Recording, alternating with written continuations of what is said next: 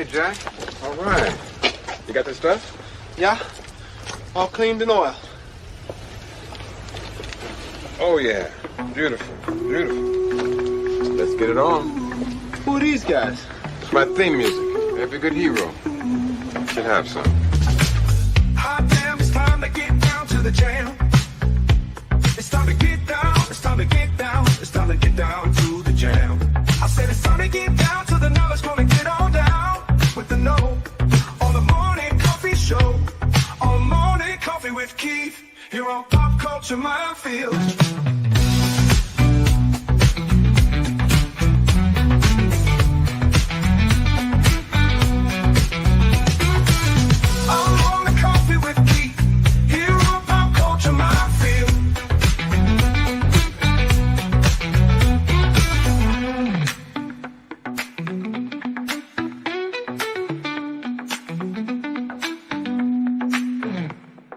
Excuse me, can I get a cup of coffee? Black? Can't you see we talking? White? Good morning, everyone. Good morning to you, Martin.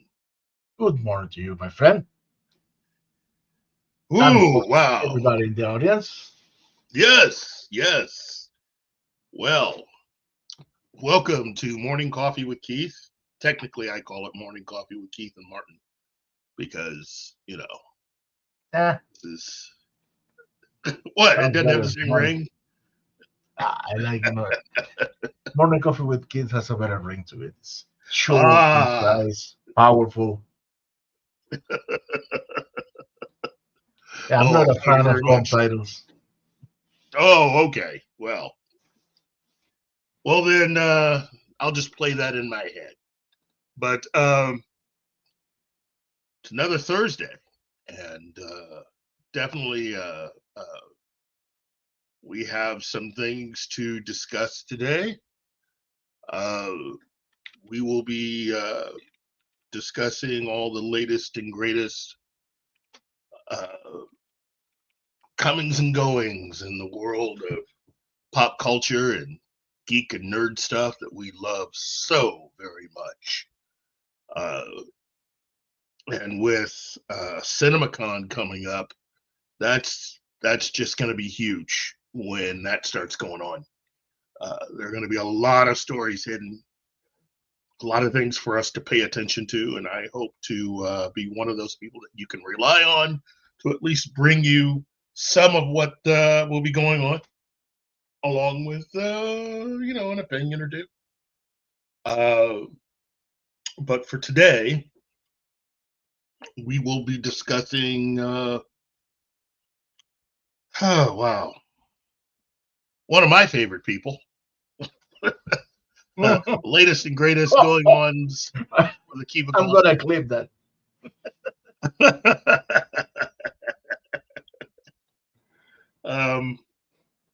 And also what's the latest with James Gunn's upcoming Superman, and hopefully we will have a few other items that you might be interested in, like this. We're going to start with a little bit of news first. A few breaking items that I think are worthy of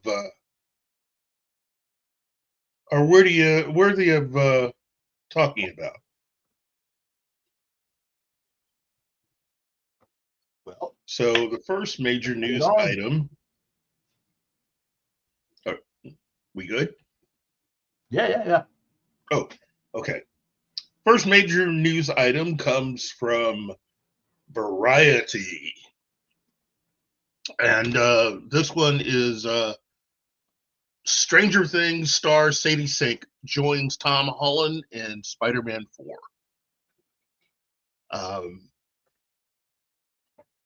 And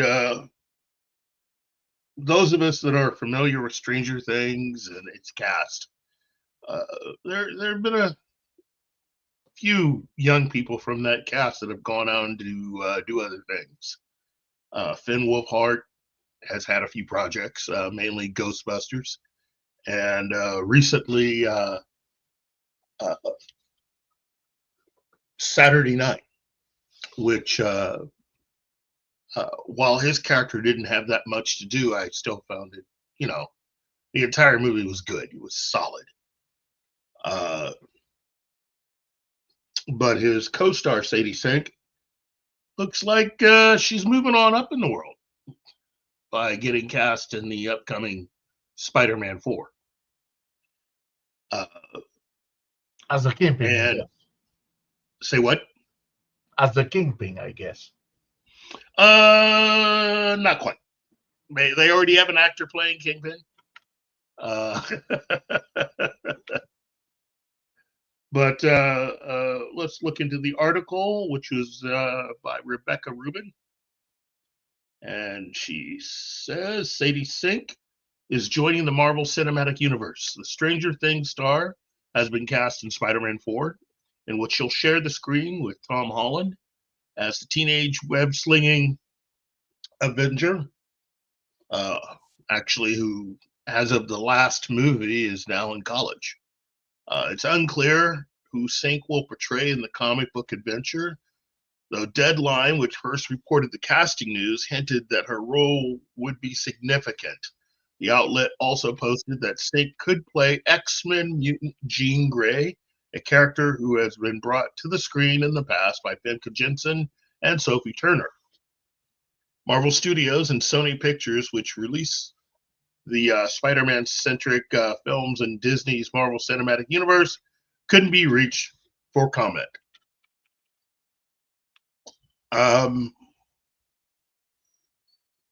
See, plot details.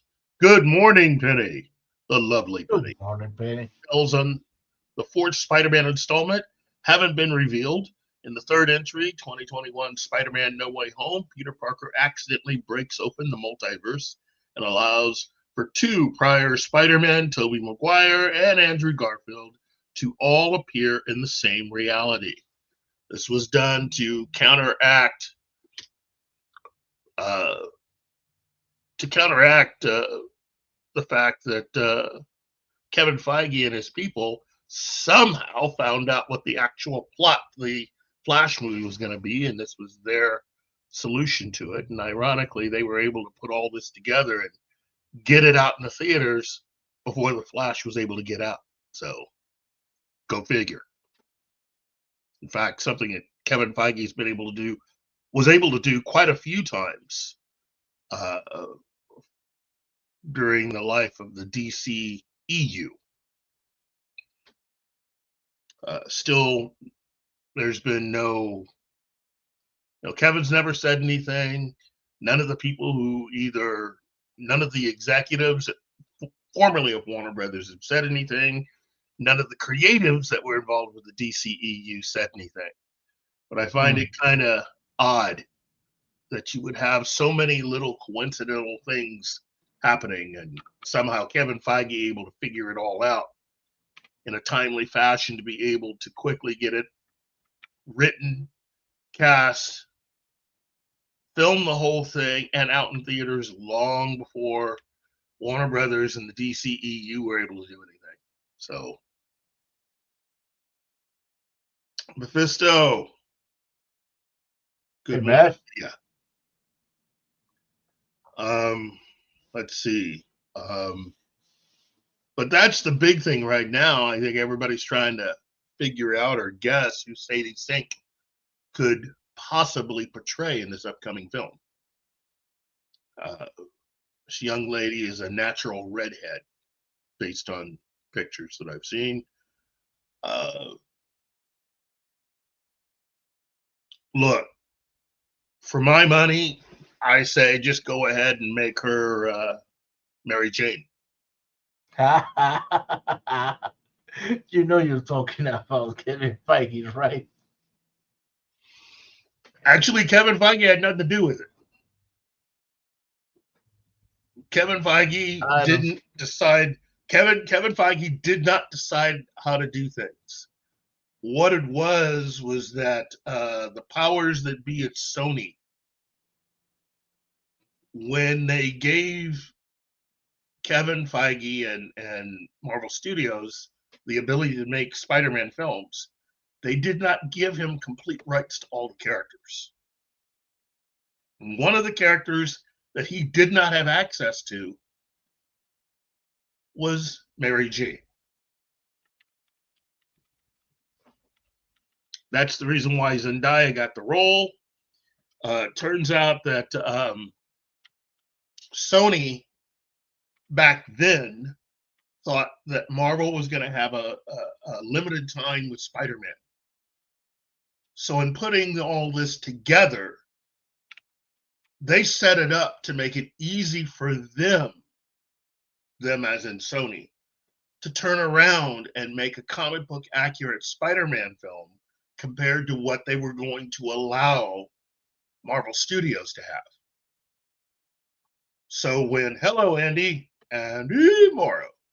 So when casting Ned Leeds, they went ahead and casted an actor who on purpose looks nothing like Ned Leeds from the comics. Zach. Flash. And they did the same thing with Zendaya's Thompson. character. They both. Oh my God! Wait. Yeah. Andy Morrow just gifted 5 Pop Culture Minefield membership. Thank you very much, Andy. Oh yeah. Andy, thank you very, very much. What can we do for Andy? Is there anything we can just drop into this room just for him? Let me see. Let me find some. Oh, here. This video describes Sandy and his action. It is the legend.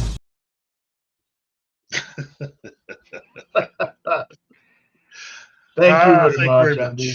Thank you very much. Continue, please. So, what they did, what Amy Pascal and Sony did, was they took characters from Miles Morales' version of Spider-Man and put them in the Tom Holland films. So the actor playing Ned Leeds doesn't look like the Ned Leeds of the comics, but he looks exactly like Miles Morales' roommate when he's in school. Zendaya's character is actually based on one of the many girlfriends or ladies or young girls that were in Miles Morales' school, who he became friends with.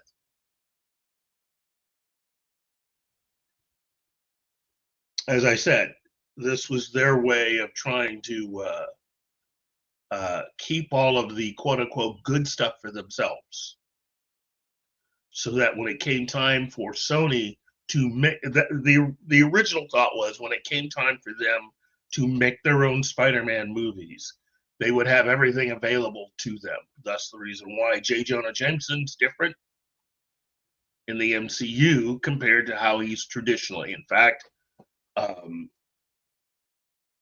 if you look at how the Tobey Maguire cast of characters, those are all from the comics. And notice how different those films are as far as the casting and characters are from the Tom Holland stuff.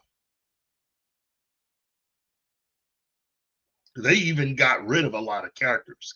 Comparatively speaking, they got rid of a few characters and decided to go a different direction. Again, I got nothing against Zendaya, but her character is actually a Miles Morales related character.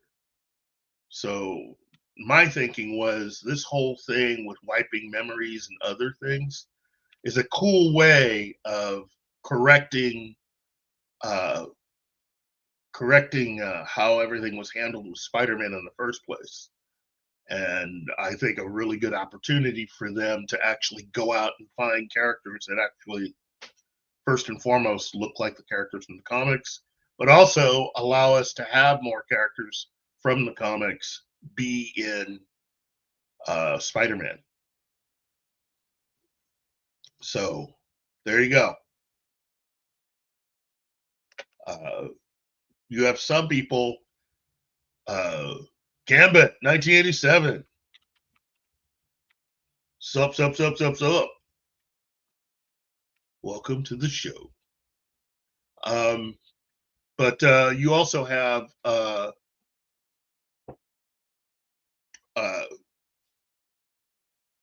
what you're also going to have is, I mean, we're looking at also a different kind of Peter Parker coming into this film, even though that was a nice reset.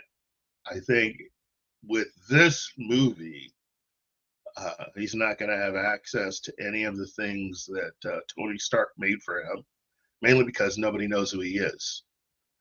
So his costume will be, well, that too. Well, again, for those of us that have been reading the comics, we can tell a lot of you out there who haven't read the comics, there is no relationship like that between Peter and Tony. In fact, No. it's almost the exact opposite. You know, because of the events of the Civil War comic, Peter has a massive bone to pick with Tony. A massive one. I think, in my opinion, Peter just assumed break all of Tony's limbs than to talk to him. Bill Barclay, hey to you. So, yeah. So those of you who have never read the comic Civil War, just to put it out there, the movie is not an adaptation of the comic. There are certain elements that are reminiscent, and when I say certain, I mean very few, but there are certain elements that are reminiscent. But for the most part, that entire movie has nothing to do with the comic, and ultimately, the end of that story is also completely different. I think it's the reason why I've often said that Pedro Pascal would have made a better Tony Stark 2.0, and to have him portray that version of Tony, because RDJ is really just playing RDJ. There's nothing wrong with it. He's really good at what he does. But Tony Stark, the actual character from Marvel Comics, the version that RDJ plays is kind of like the Mr. Rogers version of Tony Stark. If Tony Stark were a real person, he's someone that, to know him, you either like him or you hate his guts. There's no in between. And after Civil War, a lot of fans hated Tony's guts, especially Spider-Man fans. And then Captain America fans had a different reason to hate Tony. And I'm not going to spoil that here, but the scene where Tony, like a Bond villain, tells, in air quotes, he tells Steve his plan, or what the plan actually was. That's one of those unforgettable scenes in comics. So I think the closest thing is Ozymandias revealing his plan in the latter half of the Watchmen comic. So let's see. Gambit says a few or perhaps many X-Men people are slated to be reoccurring characters in the next Spider-Man film. Yeah, that seems to be the direction that they're going. Which again, that's fine. You know, the rumor has been that Sadie. Some are saying that she will be Jean Grey. So you're going to start them not young. Okay. Well, if you're going to start that young with the X-Men, then, and I know this is going to tick some people off, if you're going to start that young, you might as well just start with the original X-Men then.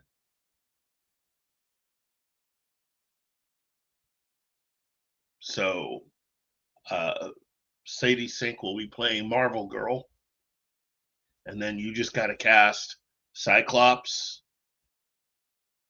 Iceman, Beast, and Angel. And just start with the original X-Men. Well, the Adamantium just made its entrance to the show. Mm-hmm. So yeah, you'll need time to get all that together. And, you know, yeah, they'll need to have some time passed. And to me, I've never been against doing the one thing that they never did, that Fox never considered doing with the X-Men, which is starting at the very beginning. Do not get me started on what Fox's version of the beginning of X-Men was like. It's better to go with the comic book version, which they could easily do in the MCU, and just start it out with the original 5 and Professor X and go from there. That gives you fewer characters to have to balance. And oh, it's Gary. It's the Gary. I just wanted you to look at your sub name on your screen. Wow. Wow. I've been Thank backstage just listening to you while I had my breakfast. I'm wow. like, Keith is the Kelly Blue Book for comics. How have you been? I just popped in. I'm doing okay. I just wanted to say hi. And I like seeing you. Well, I like seeing you too, buddy. Yeah, it's me. It's really me. Just got home from a doctor visit and going to head into doing some stuff. And I just wanted to pop in and say hi to you guys. I got some sort of notification from Martin that there was something going on over here. There's always something going on over here. Hi, Penny. So hope everybody's having a good day today. In fact, Yes. you know what? Give me about 5 minutes of your time. I'm gonna jump into this part of the story here because I think this is something that even you might want to comment on. I have an idea what you might say, but I really want to get your real reaction to this. So we're going to jump right into the main thing here, and we're going to just start talking about my good buddy, my good friend, Akiva Goldman. No, the dick. Got you, the dickhead. Yeah. Oh, What? You don't like Akiva? Come on, he's been He out won there. an award, so he's incredible. He won an Oscar. It protects him from any and all. Oscar criticism. has no value to people like me anymore. It's lost its value since 2004. Yeah. When they nominate a movie, the male lead and the female what do you call it? Not lead, but the second female character in the story. They're called this, whatever that is. Well, it's not the lead. supporting.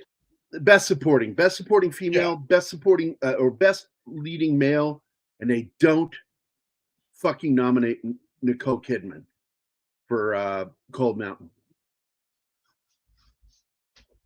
Wow. She fucking made that movie. And they nominate the other two and the film, but not her. I'm like, yeah, the Oscars have lost their way. I'm not interested in them anymore. I don't blame him. Yeah. She So was Akiva good. Goldsman, you were saying Akiva Goldsman. According to Deadline, I think helped to break this story. Akiva Goldsman. Hollywood journalism is dead, but go ahead. Akiva Goldsman is developing a new universe at Legendary Television featuring 3 reimagined Irwin Allen science fiction TV shows. We've heard this before. Oh, well. The Oscar-winning writer, producer, and director will draw inspiration for the new TV shows from Allen's catalog. Let me at least clarify something.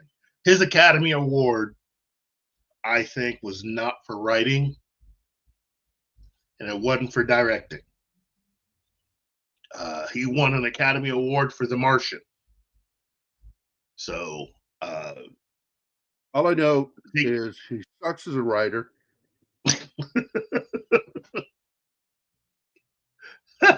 And what this sounds like to me is like you leave your house for a day and somebody breaks in and starts rummaging through your long boxes and through your card collection to take what they want. That's eating what your Akiva's food, doing. Yeah, sleeping in your bed. banging your wife. Well, I wasn't gonna. I was doing 3 bears, dude. Not the. Oh, that yeah. That was. I don't know what I was thinking. So, yeah, it's bad. It's Akiva Goldsman. Nothing good will come of this. Yeah, I don't think so either. But it's odd that at least I can only speak for myself. I always thought that you could have easily have done what he's planning on doing. Voyage to the Bottom of the Sea, Land of the Well, that's Giants, what you and I remember. We covered that 3 years ago. Yeah. And we got excited, like, oh my God, somebody's really pushing to do a new Voyage to the Bottom of the Sea. I'm like, that might be fun, you know? But, you know, look, after Lost in Space, the Netflix series, which I was highly disappointed in. I enjoyed it. Yeah. But it had so many fucking problems. One of them being, strong, tough girl bullshit, along with, we're explorers, but, we don't need guns in outer space, which almost got them killed. And did it change her? No. Because the whole anti-gun sentiment in that series was goofy, dumb. Yeah. If you're going into uncharted territory where there might be creatures or a species that's, maybe a little more aggressive against humans, you don't know what you're going to fucking run into out there. So you want to fucking have weapons for defense. And so the show is stupid for that. But I still enjoyed it. I liked Toby Stephens in it. But the fact is, do you know who was in charge of that? That was his estate. Yeah. They greenlit everything. So what does that tell you? That's concerning. That should be concerning to any fan of his TV shows or films. Yeah. And I think all 3 shows will be updated for modern sensibilities, which is code for woke. Yeah. Yeah. You know what? I hate that woke now means something bad, because you and I are technically woke people. Yes. I'm not a progressive by any measure, but I grew up on Sesame Street and the Electric Company, and I believe in equal rights. I believe that saying that someone is equal to me doesn't mean they're biologically the fucking same or a competitor. A woman cannot fucking do everything a man can do, period. And there are things that women do that I don't think any man wants to do. and just leave it at that. But they've got to make it sound like they're physically equal to us, and it's like it's just dumb. And so that's what they do with these movies and these TV shows, and they've taken something that meant something good, being woke, and making it something bad. And so people, I hate when you guys use the word woke. You think you fucking hate it? Try being us, because we're the original woke. We're Martin Luther King kind of woke. Yeah. We are that generation that came up, that we were the ones that he was referencing in his "I Have a Dream" speech. I think that I can only cringe at how they're gonna change Voyage to the Bottom of the Sea. They may make Admiral Nelson a woman, or they may make Lee a woman and keep Admiral Nelson as an older. Well, that's what they do now, because that's the rule. You need to have, if you're going to have a male lead, you have to have a female secondary character who's practically like the second lead, and then you have to have somebody of color. You should have somebody gay or trans. You should, and they just start populating your show with people that would never fucking hang out together. Yeah, you would never see in a real situation outside of hanging out at a convention, because you and I run around with a lot of gay trans people over at VisionCon. You know who I'm talking about? They're friends of ours. Yeah, but in the Navy, no. It's sort of like, what was that show, The Rig? People are like, oh, it's really good. I'm like, no, it's not. It's really bad. It's really a badly written show. I'm glad you like it, but don't tell me something's good because you like it. It's bad structurally. The writing is really bad. It started great, and then it went derailed. And I was really kind of putting up with the fact that women don't work on rigs. If you didn't know that. The only roles, and it counts between 1% and 2% total employment with these oil companies. 1% and 2% of females working in those rigs. And it's not at every rig. It's just occasionally you'll find a female, and they usually work clerical in the office, or they're medical. You don't have any women working the rig because it's too physically demanding to do what they have to do on those rigs. But not in Hollywood. So they put this show up, The Rig, and they got this one, I don't want to use the word, but those walls that hold back water in the Netherlands? That type, I'm not going to use the word, but you know what I'm saying. And you take like a bowl and mix that with one of those walls that holds a retaining wall that holds back water in the Netherlands. Oh yeah. And that's what they put on the show, and I'm like, still no, couldn't do it. So I bet Mephisto's laughing right now. It's just interesting to me that those were the three that he picked. I can understand Voyage to the Bottom of the Sea. I can understand to a certain extent Time Tunnel. But what would you get out of Land of the Giants outside of just maybe the casting? And they would ruin Time Tunnel and make it about sociopolitics. I fucking guarantee you. We have to go right these wrongs. It's like, fuckheads. No, it's about science fiction, motherfucker. Sometimes you end up someplace maybe you don't want to go. Well, it's all an accident. And I guarantee you, it won't be two guys traveling around time. Unless they're a gay couple. One of them is a biological female, trans male. Exceedingly ongoing talks about race swapping He-Man. I'm not going to get excited. Keith, you know me, man. I used to give a shit about all this film news. Don't care. People go, hey, they're going to be doing. Don't care. I'm aware of this stuff. Not going to get excited about it. I've learned. Don't get excited, because if you don't get excited over something, you're not let down so much.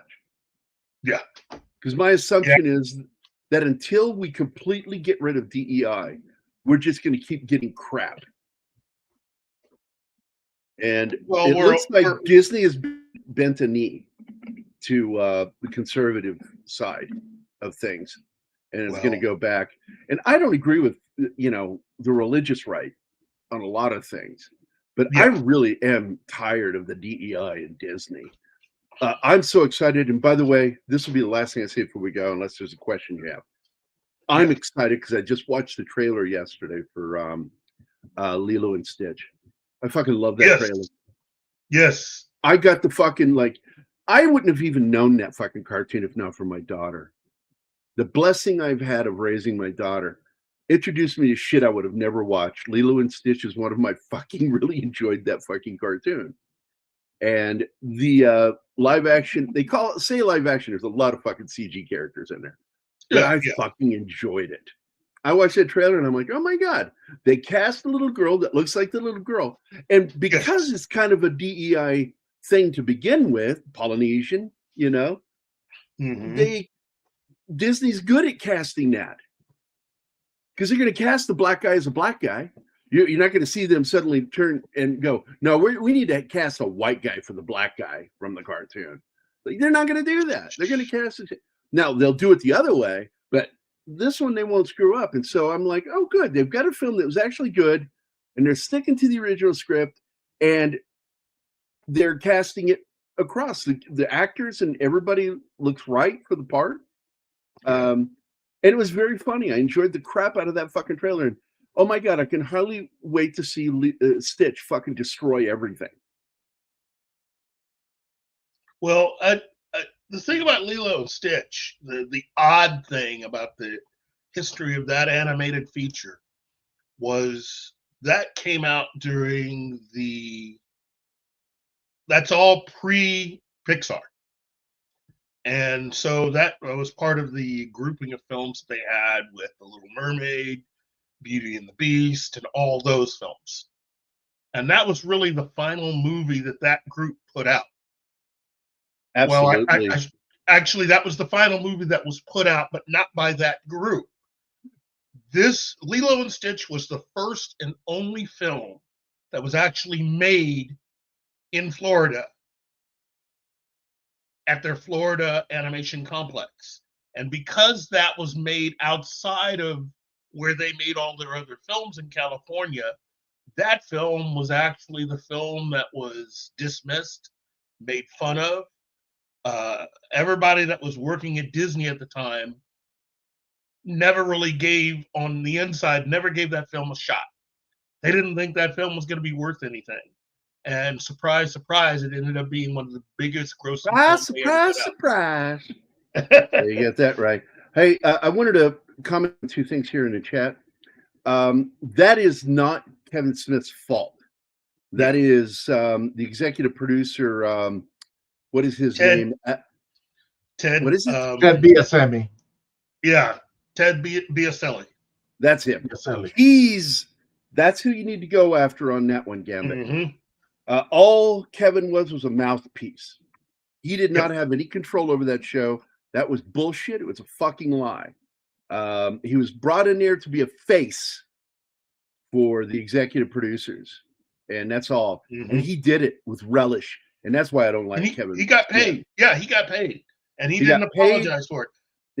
Exactly, and that's why I give him a giant go fuck yourself, Kevin. Cry about that bitch. Now the other comment here is Bubbles should have been Ving Rhames. I got to be honest. You know who I felt it should have been, and it's too bad he's not here anymore. It's Michael Clark Duncan. He was born for that part, and we don't have him anymore, man. Yeah, but I think Ving Rhames would have been a nice. I think Ving Rhames would have been the next best choice for that character. I agree with you. Bubbles. Anybody's a fan of the Lilo and Stitch film, man? We had Lilo and Stitch everything in that house with Zoe. Wow. It's like for a few years, it was like Lilo and Stitch. We had the little doll, and she liked it when I would do the voice. I'm not going to do it here, but I can do Stitch's voice. And she would just giggle. She thought that was so cool that I could also do what's his name from Lord of the Rings? Gollum. And I also Gurgi, because they're all within the same range. Gurgi Yes. from Black Cauldron, Disney's Black Cauldron. Monsters and crunches in here somewhere. You know. That's very good. Yeah, well, Hey, you know I've done voices for years. There's Hey. Polly. It's Polly. Last night, I am reaching out to Robert Rodriguez out right now, guys, and I don't know if we'll get the interview or not, but we'll have to do an interview with him if we can get it. And on top of that, the gentleman that's making the movie Warfare, the writer, he's the writer, but not the director. He's the director too, Paulie. All I know is I'm in love with that fucking movie. I can hardly wait to see it. I've been every behind the scene. I've just been watching it. And Paulie put out a video yesterday talking about it. He's trying to get him on, and I want to join him on that as a military veteran to talk, and because he invited me, and but I've invited Paulie here. If we get Robert Rodriguez, if I can get him on it, because he just started his own company called Brass Knuckle Films. Yep. And I think there's a chance that we can probably get him on here to talk, because I've always wanted to tug his ear on a few things, because you and I know somebody, and we love her, but she's told me some things about him that I don't believe, and I want to just sort of talk to him about some of that stuff. Yeah. You really think live action of Lilo and Stitch will say? No, I'm not going to say it's saving it. Oh no, they're in trouble. They've been hemorrhaging money for 10 years. So Yeah. technically, No, you can say There's no way one movie can change all that. because they began losing money when they put out John Carter, because that movie tanked, and the money that was supposed to go into the marketing of that helped buy Star Wars. Yep. And it didn't get marketed correctly. That's Yeah. another thing you and I've talked about that nobody ever talks about. Yeah. That film got stabbed in the back. I mean, Absolutely got screwed over by Bob Iger's interest in buying Star Wars. Yeah. And why did they want to buy it? In order to keep the boys in the seats, because they had done their due research and found out that males tend to leave Disney at age 12, right around that age 12, right around the time of puberty. Okay. And then they go, I'm done with this Disney crap. And they move on. So they're like, well, let's buy Marvel. And then, if we get Star Wars, we'll keep those boys in the seats. And then what do? They DEI the shit out of it. Yeah. And do the exact opposite. And it's like they don't want boys anymore. Disney's fucked up, man. They're bored. Been saying it since we started the shows. That's what we started on. Yeah, it's what we started on. Trying to tell people, don't be fooled by what you're seeing here. We've lived through really a period of time that will be written about and taught in colleges, specifically schools that teach about film and television production and business. This is what you don't do. I think it'll be called the Great DEI Depression. Yeah. Because they single-handedly almost brought the entire entertainment industry to the ground. And they're still doing damage, and people act like they're not. But you cannot what's that old joke about women? You can't bleed for 3 days and not die. There's something wrong with women. Well, I'll tell you what, you can't hemorrhage money for over a decade and not be in trouble. Yeah, I think it was. If they say they're not in trouble, they're lying. I think WDW Pro was the one that was saying they just followed me yesterday. Really cool. I think it was he that had said that Marvel now has had as many films that have not done as well box office wise as they've had films that did do well box office wise. So they've reached a midpoint. Here it is, Keith. Wow. It doesn't die. Oh man. Bob Iger, look, I predicted, like the minute Iger stepped back, I'm like, He didn't step back. He's still there. He's acting like he's not there, but he's there. And Chapek was there to take the heat, and then he was going to swoop in and save the fucking day, and I knew it. I predicted it. I'm like, and the way John Campea talks, everything bad that's happened at Disney is all Bob Chapek's fault. Love you, Paulie. Later, Paulie. Thank you very Paul. much, my friend. But that's really just a lot of spin. What you have is a company that is overseeing at least 3 franchises that they have just tanked. All 3 of them should be making money, a lot of money, hand over fist. And I'm just not, it's the reason why you're seeing Jeff Bezos turn on a dime about the whole Bond thing. I'm still not going to trust anything that Amazon I don't does. trust that cocksucker at all. But fuck that guy. I just think that Bezos, I think, has gotten to a point where it really is all about the money, and Absolutely. I think he may be willing to make some changes. Well, this is something, because somebody just said this in the chat, that it's been in Hollywood for pretty much 100 years. Over 100 years it's been in Hollywood. And I said, remember, Dino De Laurentiis tried to change that in the 1980s, to take it out of Hollywood and take it to North Carolina. Built a huge studio there, but he imploded. And I think that he had people in Hollywood doing damage to it financially. I think that they were afraid of what he was doing, and they sabotaged the shit out of him. Well, that's why everything that's happened in Atlanta has been really kind of good. They haven't really tried to overtake Hollywood. What they've done is it's a slow progression. Yeah, and they stole. This because you're here with me in Missouri. They stole our meal ticket because that should have been Missouri. Yeah, they stole our business plan and altered it just enough to be able to get. You guys didn't know that.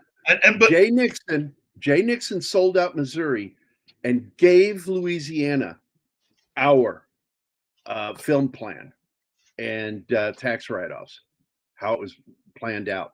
They took our plan and made it work, and fucking Jay Nixon takes our film commission and makes it part of Parks and Recreation. I regret voting for that man. Let's see. Okay, do you really believe rumors that Disney's going to sell Lucasfilm and Star Wars brand? Okay. It's potential that Star Wars, I don't think they'll let go of Lucasfilm. What they're going to do is they're going to probably license it out to somebody else. Is that what you're going to say? That, or if they do sell it, they'll sell it to someone else for a lot of money. That'd be dumb on their part. No. I think that they would license it. It makes much. I don't think they can sell it because they're not going to sell it for less than what they paid, and nobody's going to fucking pay. Nobody's going to pay $4 billion. No, 4.5 billion. Sorry, remember 4.5. 4 billion. Marvel was Marvel was $4 billion. Lucas demanded 4.5, and nobody's going to fucking buy it for 4.5 billion right now because it's damaged goods. Yeah. And whoever does buy it, if they do, first thing you need to do to save Star Wars, get rid of the Disney films. Just put them in moratorium. Put them in the vault, never to see the light of day ever again. And people will love you for it. Now, I'm not saying Rogue One or I hate Han Solo's story too. A Solo story. I fucking hated that movie. Yeah. But I did like Rogue One. It's the one thing I really liked that they put out that I thought was worth the money I spent going to see it 5 times. And it was the last Star Wars film I went to see 5 times. It's well done. It's just extremely. It's the only one I would not put in a vault. The rest of it, I got to be honest with you, I would burn the digital prints and the film for everything else. Wow. Just pretend it. Oh, there was a terrible fire. It was all lost. Sorry. Keep Fuck Andor. Disney. You can keep Andor. And Yeah, Tales of well, the yeah. Jedi. And Yeah. Tales of the Jedi. Tales of the Jedi was genuinely good. 2 seasons of The Mandalorian, and the rest Yeah, would the first burn. 2. I would destroy the Book of Boba Fett and then remake it and bring Tamara back so he can fucking do the character the way he wanted to do him. Because that was Tamara Morrison completely would against his probably- will. Yeah, he would definitely join you in burning the Book of Boba Fett. So Oh, absolutely agree with you. And I got to tell you, as much as everybody seems to love that other show, the one with the dude Andor? that Andor. Andor. A lot of people really like that because it has, well, Martin is in it, you know. He is Yep. Andor. And so I know a lot of people like it. I probably would not burn that one because I think there's a really good, legitimate fan base for that. It's too dark for me. I just think that it's just, it's so dark. And I slogged through it and I'm like, oh my God, I just feel awful at the end of this. well, Star Wars For shouldn't those make of you feel that way. for those of you who have never seen Andor, you need to know that Disney has allowed the first 3 episodes of Andor to be on YouTube. So if you've never seen it, you can watch it Go watch for for free. free on YouTube and watch the first 3 episodes and see what you think of it. Well, I think Carl Weathers was also upset with what they did to The Mandalorian because it really hurt the show. Yes, it And did. I know that we have a friend, quasi friend, because he likes to go at me, and I don't know why. I'm nice to him. I'm always nice to him, and he's just like always going at me, you know, because he says like there are those of us that called John Favreau a savior. I went, I never called. Don't put words in my fucking mouth. I never called him a savior, but I will tell you, he will salvage Star Wars, but I don't think he's the savior of Star Wars. The savior of Star Wars would be George Lucas if he'd stop doing prequels. Just focus on sequels. But anyway, what were you going to ask me something a little bit ago that we got sidetracked on? I can't remember. Must not have been that important. ADD. But, The yeah, welcome to squirrel has ADD. won. ADD Theater, everybody. ADD theater. That's how we're able to talk the way we do, is because we have ADD and we just love to talk about stuff, and one thing leads to another, and it's like there's a connective tissue, but some people are like, wow, they went there just now. Where did that come from? Like, you got to be in the head of somebody with ADD, and then all of a sudden it goes, oh, I get it. Well, here, let me ask you about this then. What do you think about there's a rumor going around that David Zaslav may make some changes, kick out the 2 people that he has running Warner Brothers to bring in Peter Safran to run it. Well, Safran's still in there with Gunn. Yeah, he'd have to so find like- somebody else to run things with Gunn. So Yeah, so he's talking about replacing the other 2 with Safran, and I'm like, look, when you brought Safran in with Gunn, I lost all faith in you. yeah, So now you're going to take one of them to replace the other 2? It's like, I don't know, man. I had so much faith in him because he was kicking ass, and then he fumbled the ball at the goal line. And that's what I compare it to. Hey, James is here. Wow, taking a run at me right out the box. Okay, Goddamn fine. right he is. I'm the guy he comes here to watch. Yeah, I know. You're the favorite one. Oh, geez. Good to see you, James. Love you too, bro. So, Look, Um, I agree. Safran should be busy doing other things. I really wouldn't call WB desperate. In fact, again, if you listen to a certain show run by a certain host, not only does he agree with the whole blaming Bob Chapek for everything, but he seems to want to blame AT&T for all of the problems that Warner Brothers had. It's like, no, AT&T their problem was they just weren't hands-on. They made the fatal mistake of trusting other people to run something. Yeah, what You know? kind of bugs me is that they stepped in and stopped somebody who was a successful creator, James Wan, with his Swamp Thing, and interrupt production and screwed that show up because they had to then end the show early, and it screwed up the show. It just didn't work. After episode 7, it was crap. And what are you going to do? That was AT&T's hands-on management skills, you know. I think they should have let James Wan. It might have been one of the few successful things they've had under Zaslav. And I think Zaslav was smart firing the people that he did because they were destructive, financially destructive people. Yeah. They were into spending money, not making money. These were the people that AT&T trusted to run things because AT&T are a communications company, and they wanted to keep a lot of the Hollywood people running the studio, and never thought in a million years that a lot of these people would stab them in the back and just basically run the company, which is basically what they did. Sometimes you need to find someone that you can trust that actually is a part of the change that you want to make, and not keep people there that have been there for years and allow them to continue to do all of the goofy stuff they were doing before. And when you've already got an actor who fans like, they didn't like Zack Snyder's movies. Not all of them, of course, clearly. I'd say a majority of people didn't like Zack Snyder's movies, but they loved Henry Cavill. And I think that was a huge fucking error in judgment by Gunn to do that. I think my brother needs medical attention. Look, I think first of all, you need to lay down, make sure you put your feet up, and I think you need a little something. Look. I need to ask: does James have a nerd card? Does he need to turn that in? Yeah, he needs to turn that in now.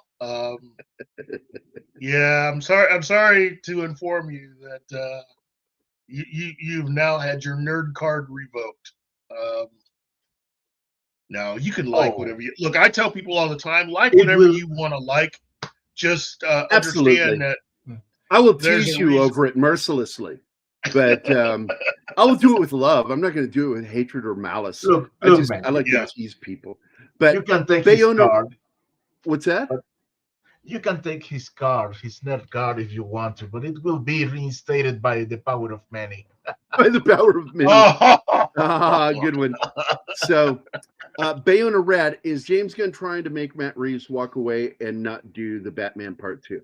I don't think the first film was very good. Keith and I went to see it the same weekend, and initially when I walked out of the theater, I had kind of like a bit of a high. You have a high after you see a movie, and I had a high over that fucking scene with the Batmobile, and I fucking loved Colin Farrell as the Penguin. He was the best part of that movie. And I thought it was so funny that the two detectives in the fucking movie that are supposed to be such great fucking detectives don't talk until over 2.5 hours into the movie about any of the shit they've discovered. And I'm like, who fucking wrote this? You know? And then on top of that, their Spanish is garbage. My Spanish is garbage, and I knew that. You know, and they need a secondary character, Penguin, to tell them their Spanish is wrong. You heathens don't speak Spanish? It's still fucking funny the way he did it. But at the same time, it just shows how stupid Matt Reeves is as a writer. And it's called the internet, Matt. World's Greatest Detectives. Remember that? That was DC, man. Batman was the world's greatest detective. Fucking didn't understand the Spanish. I mean, Jesus Christ, man. Look, what was the best joke in the film? Unintentionally, when he's standing there talking to Commissioner Gordon. Well, he's not commissioner yet, is he? But he's talking to Gordon, Yeah, and he looks up and he sees that cop from the club that he headbutted, right? And he's like, "Who's the detective with a broken nose, with the mustache and a broken nose?" And then only a moment later, he fucking punches Gordon in the fucking face. I'm like, sucker that's punches. a great fucking joke. Yeah. Who's the detective with the mustache with the broken nose? And it's Gordon. It's not that guy he's talking about. That's a great fucking joke. I laughed in the theater, and I'm like looking around going, nobody got that. Nobody got that joke. This is one of those times where Gary at least was a little entertained by the movie. I walked out shaking my head going, what the blank was that? No, I absolutely was. I was entertained by Colin Farrell, and I love that. Like, people go, there's no logic behind how the Batmobile got there. And I'm like, I don't care. Because that's the scene. That to me was a movie all by itself. It was worth the price of admission, that one scene.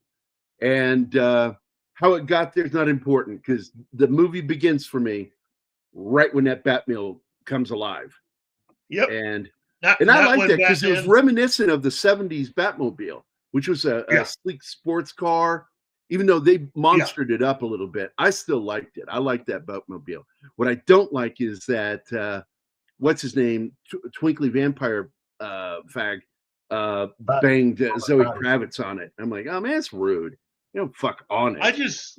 I just couldn't believe how bad some of those scenes were. You know, again, where he's detecting nothing, but he's acting like he's a detective. Yeah. You have all these cops that supposedly hate him, and they somehow transport his body from the church to police headquarters, and nobody thinks to take his mask off. Well, that was so stupid. Like, Gordon said not to. It's like, he's not the boss of everybody in this room. In fact, he's just a captain. And even the police commissioner in the movie hates Batman. So who do you think they're going to... I got to tell you, I'm a big fan of Jeffrey Wright, and I didn't have a problem with Vince Gordon. I really didn't, as long as he played him correctly. But again, Gordon and Batman are idiots in this movie. Yes, that's the thing. If you're going to have Gordon and Batman, they have to be the two smartest people out there. You have to believe that these are smart people because the odds are against them. You needed a comical scene where, like, Gordon, Jeffrey Wright sticks a finger into Batman's chest and goes, "I'm a real black man. You're pretending." Jeez. And Gambit, let me also say this.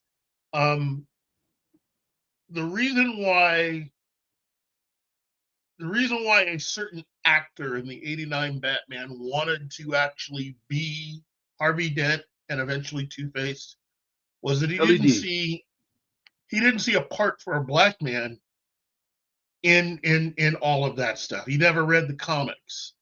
For those of us that grew up reading the Batman comics, going into Batman 89, there actually was a major black character that he could have portrayed if Warner Brothers and Tim Burton had written the character in there.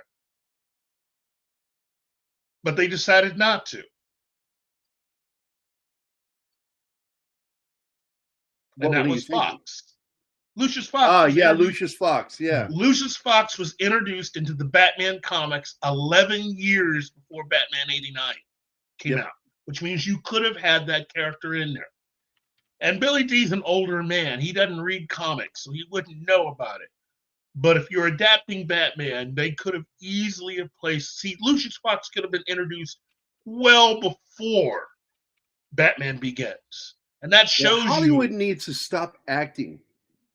Yeah. Like black men and women need a hand up. So we're going to race swap characters. When if they fucking do their due diligence, there are tons of people of different colors, different races that they could be pulling in and not have a race swap. For Spider-Man, they got rid of a major black character in the Spider-Man films. Because he's conservative. Because he's conservative. Yeah. Spider-Man, the Spider-Man comics have a black character in them. Now, he was in the Tobey Maguire movies. But he's missing from the Tom Holland movies. And that's never been explained, why that character has had to disappear. And it's the same thing in Superman. I'm not saying you couldn't have Perry White be black, but my argument's always been, well, what about the owner? The story of how the man who ended up buying the Daily Planet, being someone who was friends with Perry White in their younger years. And he's talking about the character Joseph Robbie Robertson, guys. Spider-Man, yeah. You have a character kind of like that within the Superman mythos, who Perry being a white liberal and this particular character being a black conservative. And what I liked about him is he stood up to J. Jonah Jameson in the comics, and that's why I think he was such a popular character. He was an adversary in the office with J. Jonah Jameson. Yep. Again, there's so, and look, Miles Morales is and will always be Miles Morales. Okay? That's nothing against the character. But for my money, I am more of a fan of Spider-Man 2099. You know, I think that where I am not. Yeah, I know you're not. I'm not. But I didn't like Miles Morales, and I didn't like 2099. I just like classic Spider-Man, the way he was. I love Peter Parker. Don't get me wrong on Peter Parker. Although what's killed him in the comics is everybody wants to continue to write Peter Parker as if he's still a teenager and how he has all this bad luck, which is the real reason why they need to reboot it about every 10 years. And and I understand the concept that, like, a comic character ages 10 years through that story arc, it's time to go back to the beginning. You don't have to go Uncle Ben, but just start a new cycle. And because the one cool thing you do have is comic book characters, just like cartoons, don't have to age. Yeah. They don't have to. But run a story cycle for a while and let somebody step in and every once in a while and refresh that fucking character and that storyline. I mean, Peter Parker is Spidey and Miles Morales is, well, Miles Morales. That's all he is. He's not Spider-Man. I get mad when people, call him Spider-Man. I'm like, he's not. He exists in a world where there is a Peter Parker, Peter Parker was Spider-Man, wow. I think it's weird that people keep wanting to replace characters. Yeah, but also Marvel did all that work to get Miles Morales into the 616, taking him out of the Ultimate Universe and bringing him into this universe with Peter Parker. As far as I'm concerned, Miles Morales will never, ever really be Spider-Man. He will always be secondary, or in this case, in my opinion, third on the list. Absolutely. Because this is Peter Parker. 616 is his reality. And as far as I'm concerned, if they were able to age up Robin in the DC comics, you can at least allow Peter Parker to be a man, at least in his mid-20s. That's why I kind of like the first Into the Spider-Verse, because Peter Parker was a grown-ass man, Yeah. And I kind of enjoyed that. By the way, the last really good Aunt May, it was Rosemary Harris in Tobey Maguire's Spider-Man. She was Aunt May to me. She looked like Aunt May. It was great. Yeah. I'm tired of making young, fuckalicious Aunt May. I'm like, stop that, man. What are you doing that for? Yeah. Aunt May, for God's sakes, respect the woman.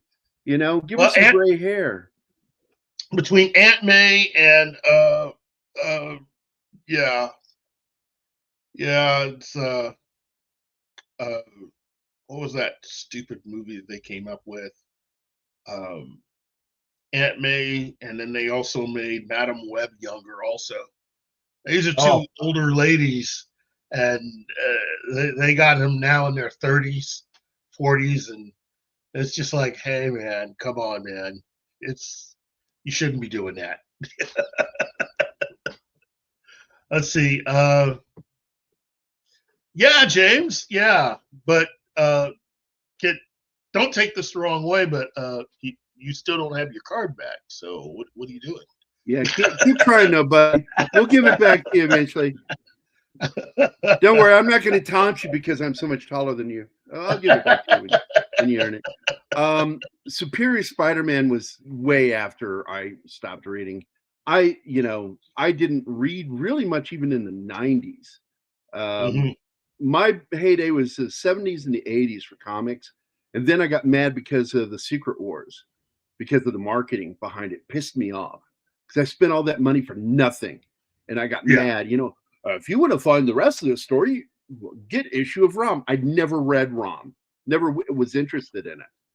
Fucking had to get that one. And it's like, oh, that was worth it. That one in, there was also a little side story in the New Mutants. And or it's not the New Mutants. What was it? It was one of the smaller team ones that they had, and you had to go buy it. And I'm like, no, that was terrible. And I got mad, pulled out all my long boxes, and I sold them all. The only thing I kept was my movie time comics and graphic novels. Yeah. Well, technically trade paperback. You think Sony should give Toby to do one? Well, fuck yeah. Fans want it. Fans want it, but I don't know if Toby wants to come back. Now, Andrew Garfield, the rumor I'm hearing is that Andrew Garfield will definitely re-sign and that he'll be back for Secret Wars. So I would love to see all three of them in Secret Wars. Yeah. Oh, that would be awesome. Oh my God. That'd be Are you awesome. fucking kidding me? That's right there. Price of admission. Right there. Yes. That's it. I don't give a shit if RDJ comes back. I am not one of the fucking droolers out there. Oh my God, RDJ's coming back as Dr. Doom. I think that's terrible casting. Yeah, the that is not Dr. Doom to me. The rumor of having all of the original Avengers show up as alternate versions of themselves, playing evil versions of themselves in that is to bring back Scott, or Chris Evans to play Fantastic Four character. I just got his name, Johnny Storm. I enjoyed that with Wolverine. I got just a major kick out of that. But do I want to see it again? No, not really.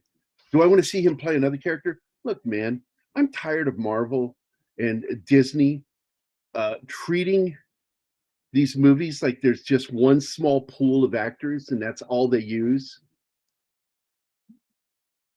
There's a lot of fucking actors, and unknowns are often the best ones to pull in. Just don't make it DEI. Well, again, we've reached a point where you can't keep having a lot of these actors play the same part.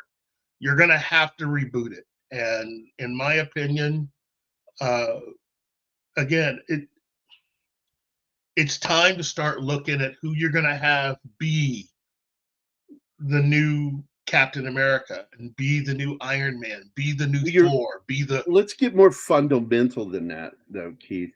You've got the same people running Marvel right now that ran it badly. That's the same people. And you expect them to suddenly do it better? Oh, yeah, I forgot. I'm an idiot. It's like, Kevin Feige, gotta go. And that other fucking asshole that worked with him, it was the holy trinity of Marvel. They got rid of the bitch. Now they got to get rid of he's gone. He's gone. No, he's gone. Oh, Feige's cousin or buddy is gone? Yeah, Feige's buddy's gone. It's just Feige of the original. Still got to get rid of him. Got to get rid of him. Yeah, I agree. He's used up. He can't do this shit anymore. Good morning, Gare Bear. Yes, I am. I am watching Daredevil. I'm not very excited about it. I got to be honest with you. And it's not because I went in with some sort of weird expectation. I'm just finding it plodding along. It's just, there's no life. I also get sick of making cops the bad guys. I'm like, what is this? They're going to do it with because now this latest episode, we have the tie-in to Frank Castle. And so Frank Castle's going to fight cops again. He's already done that the last series he did. And it gets boring. It's either the religious right or fucking cops are the bad guys and soldiers. You know, he was against the organized crime. And Daredevil was fighting the criminals too. And just keep going back to this tired old trope of corrupt cops is just exhausting. That they keep going back to this. Also, killing Foggy Nelson in the first episode, just like right off the bat. I'm like, I'm done. I'm going to keep watching it because I'm a masochist. You know, I've been married 4 times. I am clearly a fucking masochist. And so I'm going to keep watching this shit. But I'm not expecting it to get better, because if it was going to be better, it would have started really good. But I got to tell you, both actors are doing their jobs. I think D'Onofrio is good. I think Charlie Cox is doing a fine job. It's just the writing is not very good, and there's little to no action in it. And this last episode ends with an execution. And I'm not going to tell you anything past that. I won't spoil it for anybody. Well, then let me ask you this, Gary. What do you think about allowing Alan Ritchson, Reacher actor, being Batman? I don't like him on a personal level, but I do think he's good as Reacher. I think he is. I'm watching the new season and I'm enjoying the shit out of it.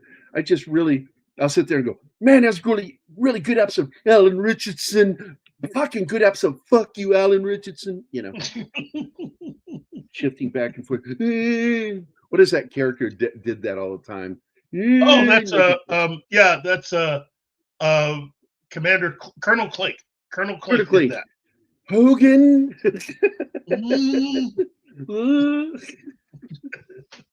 That's how I am when I watch Alan Richardson. I got to tell you, man, he's good in the role, and I think that this season's slogging along a little bit. I think they're having some trouble with the writing, but I'm still enjoying it. It's not offensive with the DEI that they do. I think that there's a nice mixture to where it doesn't feel like you're having woke thrown in your face in the morning. Like it's dog shit, is what I'm trying to say. Dave was a member of the Power Rangers crew.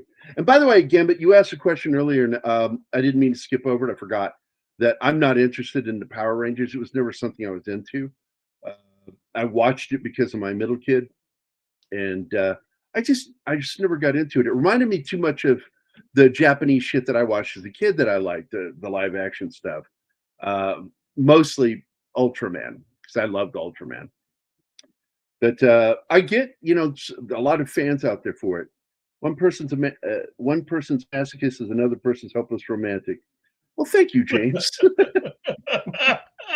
good to know you still have faith in me of, finding an abusive relationship to fall into.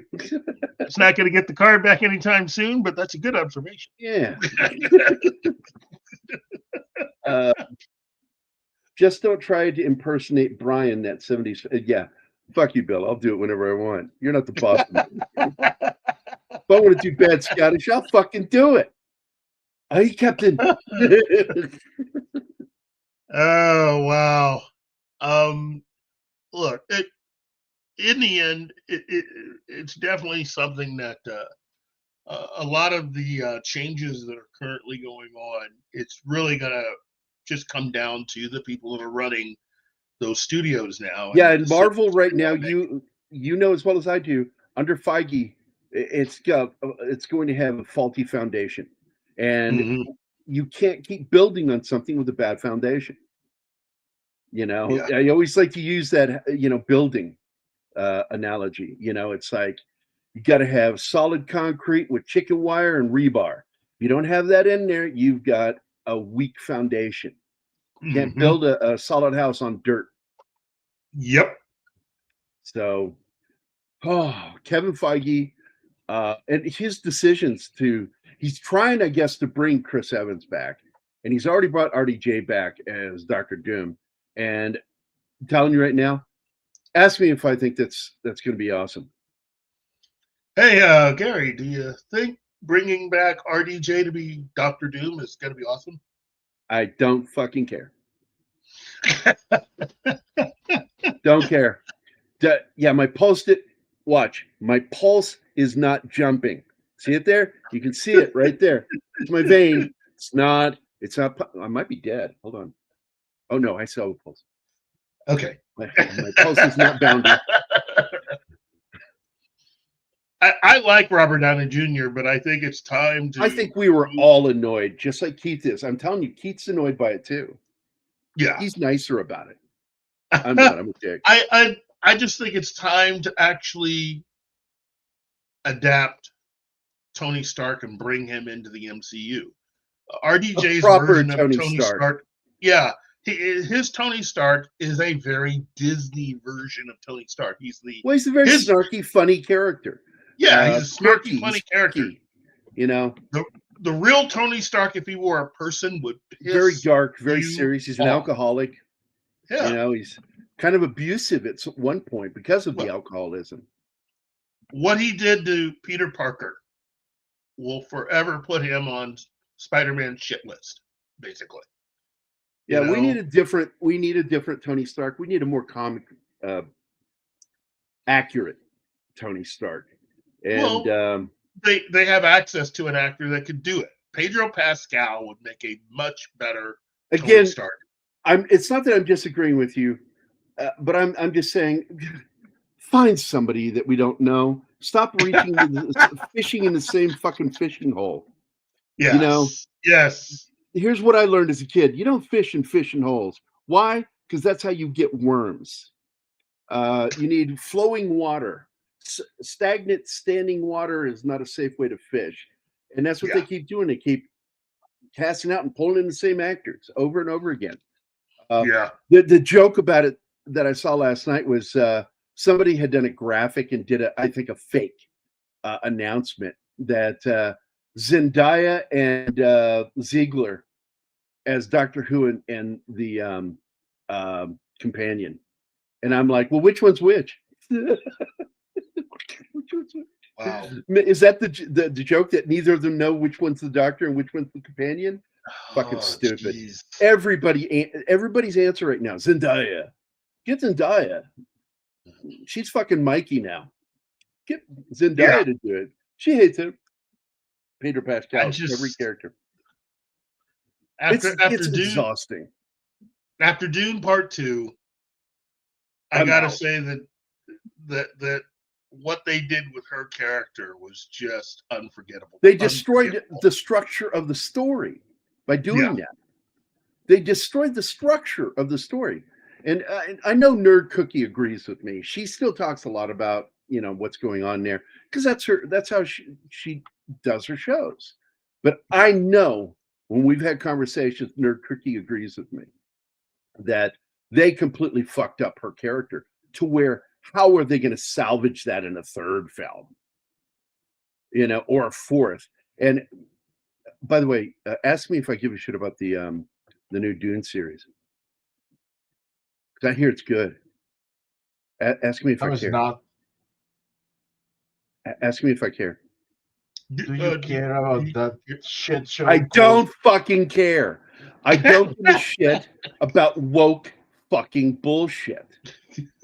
The minute, because here's how I look for films, and I will throw them out. I will just discard immediately. The minute I see a woman center, the minute I see a film with a woman center, I just automatically assume woke. It's not going to be written well, and so I just slide it away. When I see more females to male, I slide it away immediately. I know that's DEI, not going to be written well. It's going to focus on, identity politics, and I just don't really want my time wasted. I'm fucking 61 this year, motherfucker. 61. I've got maybe 15 years. Don't tell Anima that because she thinks I'm going to be around for 20. I'm telling you, I'm going to be dead in 15 years, and I think I'm going to be happy for it. Because unless the world starts getting a little bit better. I'm pretty disgusted with everything I see right now, and ready to fucking move on to the next alternate universe that I'm transferred to. But I do not want to watch any of this Dune shit. I think that they have completely lost their mind to focus on the Bene Gesserit. You know, that just screams DEI. Yeah. It doesn't scream, oh my God, they really want to focus on a good story about. Now they're focusing on a female-centric group. Immediately, that just tells me DEI. It's not going to be written well. It's going to focus on feminist issues and man bad, whatever. Men become secondary characters. It gets exhausting. Gary, a version of you will live on An AI. Well, I'll be alive on these shows because these shows will always be around. And I expect you guys to continue Pop Culture Minefield long after I'm gone, because this is a fun channel. But you need to find somebody as funny as me. And I'll tell you who it's not. Mephisto. He's not as funny as me. I don't know if he's still watching.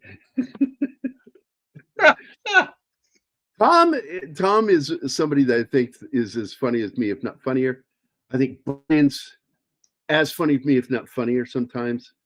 But that's why I have such a good time with those guys. When we start going, man, it's just like that one night we did Toxic Tuesday, and I fell asleep and missed this last Tuesday because I'm exhausted. And I'm sad. It makes me sad when I miss Toxic Tuesday because it's one of my favorite things to do. Hanging out with people I love, like hanging out with you guys. I should go fucking do what I'm supposed to do. But no, here I am. I'm fucking hanging out with you. Look at that. 40 months. 40 months. That's because Zax loves me. Zach's a very good friend to this channel. And he says it, look, man, Zax is really good at what he does. He doesn't always have sometimes the best panelists. And I see the look on his face of some of his panelists. I watch his pain. Wow. But is Gary's case, it would be I'm totally gay. I'm totally gay for my girlfriend. I'm gay for this soda right now. I'm totally gay. Putting it in my mouth. That's gay. I feel like there's going to be a point where I'm going to go, but I want this channel to go on. I would love that. Yeah. I'd love to see Martin. I would love to see Martin tortured for another 20 years doing this show. See, I told you. I said he knows. He knows what I'm talking about. And he invited me the other day, and I can't remember what the fuck happened, and I wasn't able to make it. I love hanging out. No, it wasn't my fault this time. Zax was sick, so he didn't do a show. But I love Zax. Zax was Martin for a while, and then like he started learning shit and doing shit. And I told him, you need to launch your own channel. That shit's funny, man. Go do that. And then he was gone, and I'm like, I didn't mean quit. Dang. But look what he did, man. He took off. And he did something that technically YouTube frowns on, which is showing copyrighted videos. And he built up a hell of an audience doing it. And what's even better, he's kept them. Now, it's not like Monkey Jeebus is an asshole. I can barely stand that guy. Oh, hey, Monkey. Now, I love Monkey. Man. People ask, like, where's he at? And I'm like, he's working, man. He got hurt pretty bad financially last year. And he's been having to work his ass off. And I love the guy. And, some people, I don't know why they don't like Monkey. I'm like, what is not to like about that guy? I think he's fucking hilarious. I love the shit he does. I believe that Monkey, when he posts something, it really is often the highlight of my fucking day. Him, Parrot. Now, Sherry used to do it too, but she doesn't do it much anymore. She can post the most fucked up fucking memes that'll just fucking send me rolling. Yeah. Yeah. Wow. Whatever's wrong with Zach's channel, it's my fault. Don't blame Zach's. It's fucking my fault. But Zach's has a great channel, and those of you guys that aren't following him already ought to be following him. I think the one show a week that I can only watch a little bit of is The Circle of Jerks, man. It's like when he says jerks, he's not fucking kidding. Some of those people are real fucking jerks, and I'm like, Wow. I thought about jumping in one day, but yeah, one guy on there that was like, yeah, I'm pretty out there. Yeah, he's too far out there for me. I'm not. I don't want to be on this show because he was saying racist shit, and I'm like, holy fucking stop. I don't want to be out there. And you know who I'm talking about. I won't say his name. I believe you should never out negative thoughts on people, ever. And I think people that do that are just not cool. I don't think it's cool. I think that one of the most adult things you can do in this life, if you got a problem with someone, is take it to them personally.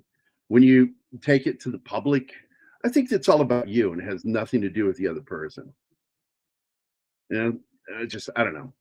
Keith and I have a Pop Culture Minefield that we don't make public grievances with people within our community, our circle, because we are a circle. There's a whole group of us. It's all about having fun, and that's what this should be. It shouldn't ever really not be fun. It should always be fun. And absolutely, if it's not fun, don't do it. Is that who she does it for? I did not know that. I don't partake in Friday Night Tights. I just don't. I've never been interested in that show. I like Friday Night Frolics. I love Doomcock, and I've got a good relationship with Doomcock, and I plan to invite him on again to have him as a guest, either on our channel or over on the radio network with Don. And boy, it's like he's a lot of fun to talk to. Get away from all the other stuff and just talk like people. I really like Doomcock. He's a really good guy. Yeah. He's definitely. But he's wrong about Blade Runner.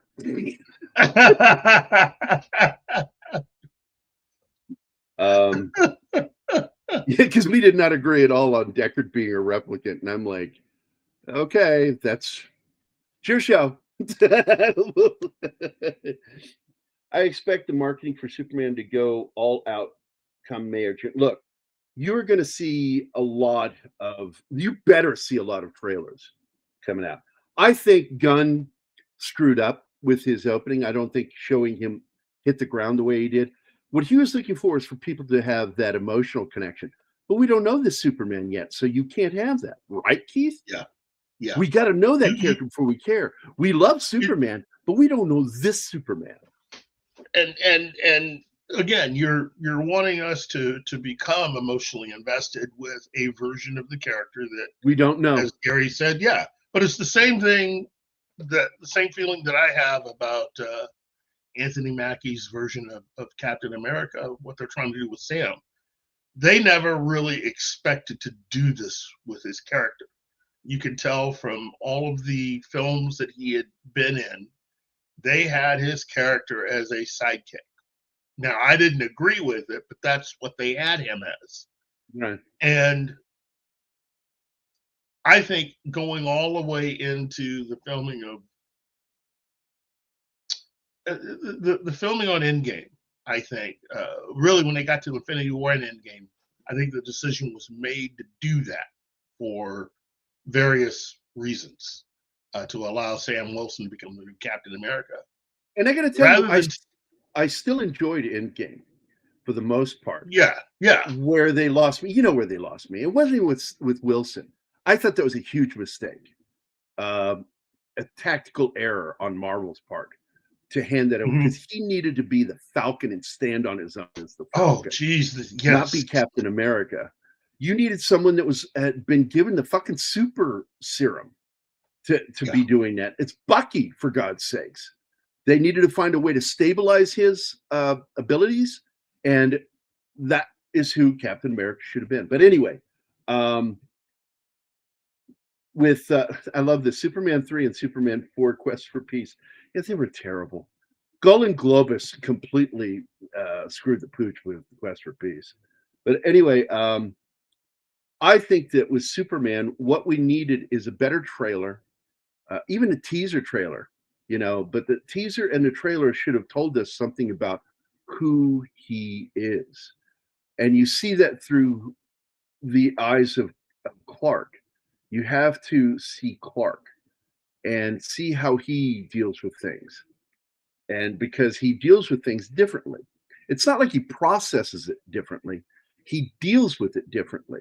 And we need to see that character and care about him and then see him broken for that to work. Showing him crash into the earth and Crypto come to save him, it's cute. It's cute. I am not emotionally attached to that trailer at all because that's not a Superman I know. You need to know him before you do that. And I think, I don't know if that was Gunn that made that decision or who. I'm assuming because he's one of the heads there at DC, that he was the one that approved that. And I think it was a huge mistake. Show the human side of Clark dealing with a situation and then see him put himself in peril for somebody else. That's how you sell Superman. Because he's selfless and he's a Boy Scout. Period. And like Richard Donner said, if you don't have Superman as a Boy Scout, you're not getting him right. He has to be a Boy Scout. It's not like he's naive. He just has an innocent way of looking at things, a very decent, kind way of looking at things. That's why he doesn't kill people, is because he knows the strength of who he's going up against. He tests that strength to see what they do to him. And then he holds back just enough. That's why killing Zod was a mistake, especially the way they showed it. It's like his eyes can still move. He's holding his head. No, the eyes still move. You have to cover the fucking eyes. And he should have fucking locked around his eyes and then put him in a sleeper hold, a Superman sleeper hold. Killing him was a mistake because Zod's a villain you want to have come back if he gets a chance. The cameos of extra superheroes arriving in the new Superman don't really. Yeah, I thought that was something that should have been coming. That should have come later. Alluded to, not shown. The humanity of Clark and Superman. You were gonna say something? Keith. Keith? Hey. Is he? Yo. Oh, there you are. It sounded like you were getting ready to say something. Oh, no. I had something come up on my phone. Somebody was trying to get a hold of me, and it's like, oh. Okay. It was James going, I want my nerd card back. That ain't happening anytime soon. That's called bringing it around, bringing the joke back. You're dealing with someone who knows comedy if they do that. Bring it back. The audience in Dallas particularly was confused to seeing Blade Runner without any explanation whatsoever. Well, tell them, it's not Dealey Plaza. That's a Kennedy joke. Yeah, I got it. One last thing here. Overall, given what has transpired now, I don't know if I can immediately see all of these studios making changes for the better, because the same people are still, as you said before, in charge. And in this case, I mean, how the studios were changed by a lot of these tech companies coming in and taking over. The methodology and the thinking behind a lot of what they're doing almost has nothing to do with a love or understanding of film. And it's basically causing a lot of damage to a lot of IPs. We're never really going to be able to get anything that's truly original for quite a while. And I think the last of it's really John Wick, really. Oh yeah, which that last just- movie 4. God, it was awful. They're doing another one. According to sources, Lionsgate is now looking at starting preliminary work on what will eventually Boy, become. there better not be any tall stairwell again. It takes him like 80 tries to Well, get up that fucking stairwell. I'm like, the last that I oh my heard, god. last that I heard, Keanu says no, he's dead. Well, Keanu could definitely say that, but it depends on whether or He not can come back in Lionsgate. prequels, but he said he was open to prequels. He can definitely do anything until that big dump truck of money gets backed up to your house and they start just dumping it right there. I totally get Keanu not wanting to do it, considering that he's having problems supposedly with his knees. But the irony is Keanu is now 60. And I think that's about the age that John Wick was when Keanu got the script. In the original version of John Wick was a much older man. Which is And what I now think, if they're going to do anything else, that they should do old man John Wick and bring in another actor to play him that's older, and just do it as a whole new series. Sort of like the Guy Gardner books. You and I go back to this thing all the time with Guy Gardner and his books. Because if you've never read the Guy Gardner books, James Bond books, man, you do not. John Gardner, yeah. You cannot truly appreciate Bond until you've read his books. Because Ian Fleming created a great character, and he had fun, and he was always sexy talk. That is not Guy Gardner. Guy Gardner is straightforward, dark, older, not meaner, but because he's more reluctant to do things as he's older. But he is a more blunt version of himself. He's more like the way they tried to show Bond was with what's his name? That just quit. The ugly guy with the big ears. The guy that looks like Gollum. Craig. Yeah, Daniel Craig. Gollum. Gollum. I agree. John Gardner's books had a lot more plot in them. A lot of their stuff was a little more believable, but still suspenseful. And he took a lot of chances. I mean, his books were written for how everything was in the 80s and early 90s. And so it should be a lot easier to adapt those stories than it was to adapt Ian Fleming stories. Ian Fleming had there was something about his books that, even though I loved them, you needed to, because Jesus Christ, his picking of names were ridiculous. Pussy Galore, all that shit. That's so cheeky, and I just didn't like. I never liked that, by the way. Yeah. Octopussy, that was the bridge too far for me. That's why I didn't like the film. I didn't like the title. I liked the premise of it, because you and I have talked about the premise. I'm like, that's a great idea that her circus of women, continued from Pussy Galore. Yeah. And it's just well written. Period.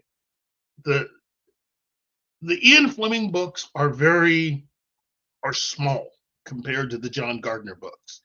It takes like 4 Ian Fleming books to make one John Gardner adventure. That's the reason why I was saying you could almost get it to where you're either presenting it as a limited series, or if you're going to do films, you could have 2-part films with each and every one of the John Gardner stories. I would go even further. I think that you could take one of the Guy Gardner books and split it into 4 one-hour episodes easily. Ooh, and do a mini series. And this is where Idris Elba would fucking rock, is the older Bond. And I absolutely would be fine with him being Bond. Because when it comes to, if you've got the right actor, And some people go, well, you don't like him because he's black. And it's like, no, he's just not the right actor. Yeah. He is perfect for Guy Gardner's James Bond. And for all the people that were getting kind of excited, you know, when Pierce Brosnan was talking, Pierce Brosnan would have been perfect for doing John Gardner had they done it 20 years ago. Yeah. You know, Exactly. Pierce Brosnan's now, I think, in his early 70s. It's too late. You know, he's right around 70, and whereas Michael Caine just recently played the same character as Pierce Brosnan and is actually older than the character he's playing, whereas Pierce had to wear makeup to make him look as old. I'm sorry, hold on, Dr. Goodhead. Anytime you say a name from a James Bond villain or character that had a fucked up sex name, it causes my liver to spasm. Dr. Goodhead. Jesus Christ. Holly Goodhead. I'm so glad that they don't tell you her full name in Quantum of Solace, that her name is Agent Strawberry Fields. Mm-hmm. He just calls her Agent Fields, but her name is Strawberry Fields. Yeah. And I'm like, please don't say that name. Please don't say that name. I fucking hate that shit. Holly Goodhead, feminists would violently disparage that. I hate that fucking name too. And it's not because I'm a feminist. I fucking hate that cheeky fucking kind of naming people. It's just like, I want this to be taken serious, you know? Well, I mean, again, it all started because he was a confirmed bachelor and he was freaking out. I think he's not far from. Look at that, Keith. Sean Connery name covered the top Bond villain and It's kind of true. I loved Cubby. I loved Cubby, and I loved Saltzman. Saltzman, I think, was I don't want to say he's the smarter, but he was the most direct and intellectually honest of the two. Yeah. Yes. Because Saltzman turned right around and created Harry Palmer. Yep. People go, he didn't create Harry Palmer. But that character didn't have a name. The character had no name in the book, the Ipcris file. You are the character, the narrator. So you don't hear his name. You don't know his name. And so he and Michael Caine sat down for dinner, and Caine, during dinner, came up with the name. And his name's Palmer, because I knew Mike back in school, you know, and then he's going on and he goes, well, what do you think is the most ineffective name? And he goes, well, I don't like the name Harry. And then he went, oh, your name's Harry. Sorry, mate. I didn't mean anything by it. He goes, no offense taken. No offense taken. And that's how they came up with the name, Harry Palmer, for all those movies. You know, and I think the author adapted the name Harry Palmer into the books, the follow-up books that were written after it. But up to that point, I think there are already 4 books by the time they made the first one. Yeah. And I'm a big Harry Palmer fan because that's a more realistic James Bond. On a budget, being told no because they can't afford it, and being put in his place all the time. You know, that's more realistic. Carrying a piece of shit 9mm, you know, not a Walther PPK, you know. Yeah. Piece of shit. And I think in the Gardner books, the additional weapon that he had in the Aston Martin was the Black Hawk. The what? Oh, you separated at that time. Normally, I would tease you. I think you were on your toes because you knew I was going to fucking do that, because you have a tendency of saying black and then dragging the K in there. You do the thing in the back of your throat, and then you say hawk. So it sounds like you're saying Black Hawk, and I'm like, no, it's Black Hawk. Stop bragging, bitch. Well, absolutely. Saltzman, I consider him a legitimate film producer. I don't think Cubby was. Cubby was a one-trick pony. He had Bond, and that was his thing. And he wanted it, he coveted it. And that's, you know, and look, he was what you would call a benign dictator. But so often after the benign dictator goes, the kids come up. And that's when things go south with dictatorships. And Harry Saltzman, yeah, and absolutely. And I think that clearly Barbara Broccoli is a complete piece of shit for doing what they did.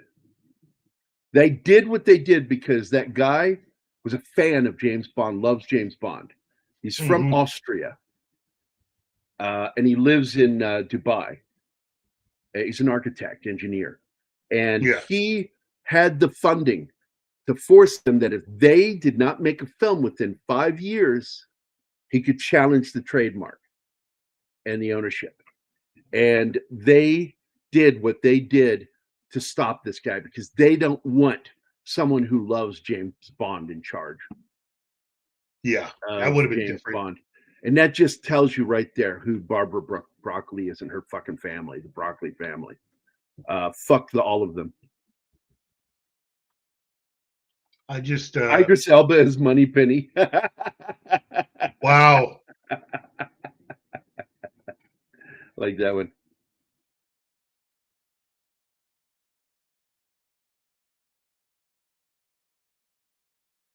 Harry was so stuck up when things didn't go over too well with Cubby Broccoli in terms of dinners.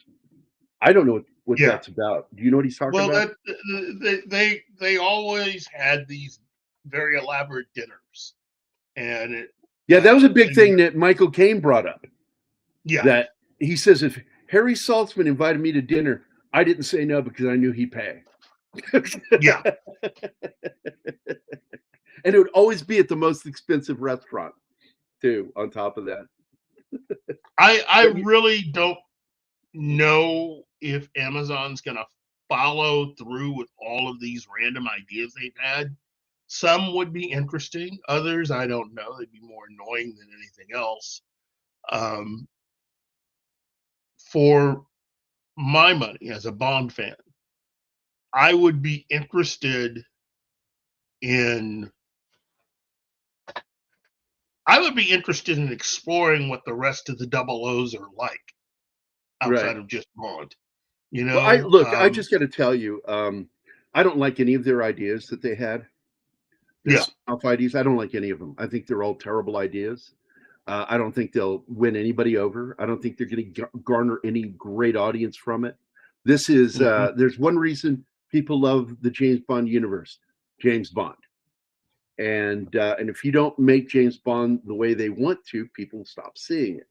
And people started talking about how much money Bond made with Daniel Craig. But again, what do you and I talk about? Don't count the dollars, count the seats. Yep. That's what matters. And what you'll see is the price hike went up, but the sale of tickets went down. I think Amazon we made it. We still made the money. Yeah, but you made it because you hiked the prices. I think Amazon could have saved themselves a lot of money if they would, they could go out and get the rights to other Bond-related characters and see what they could do with those.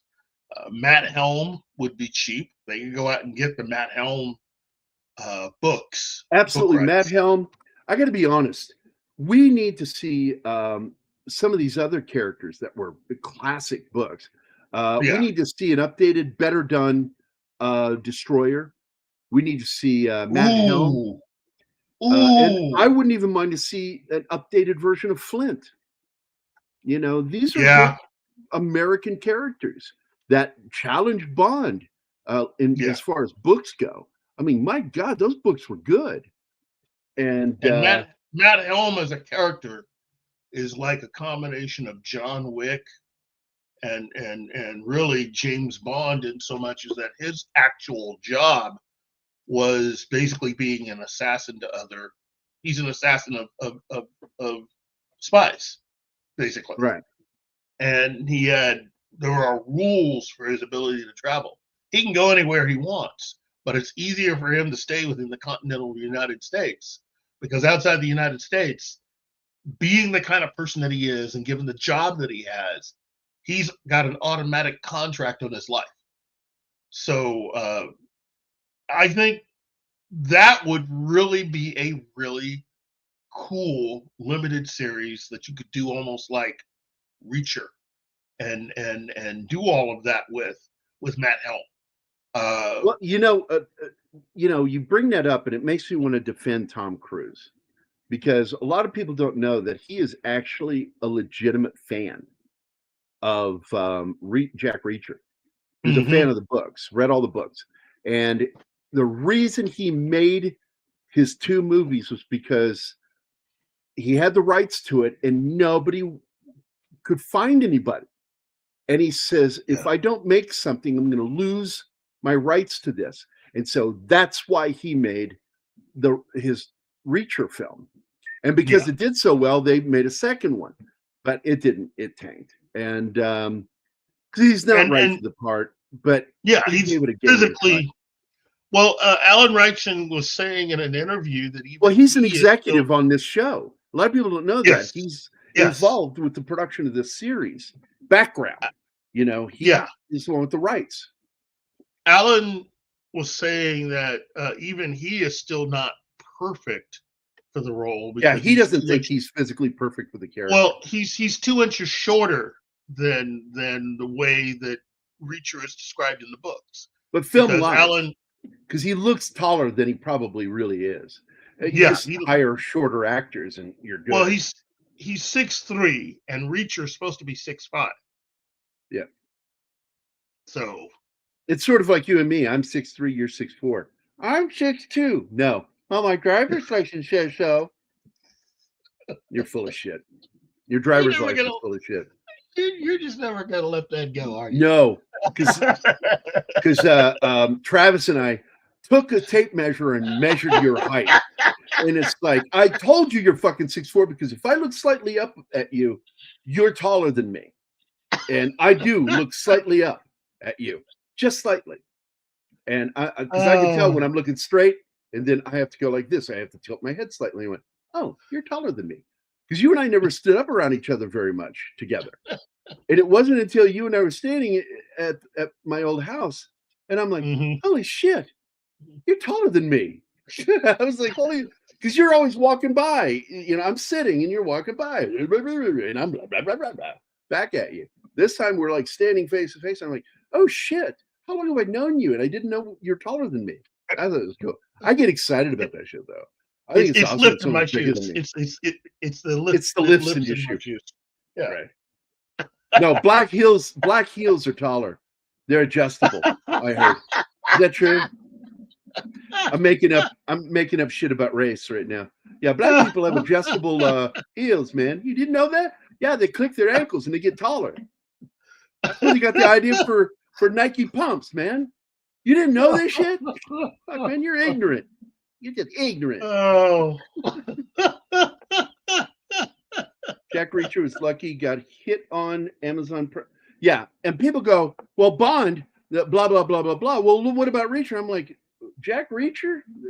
That is not the litmus test for Amazon.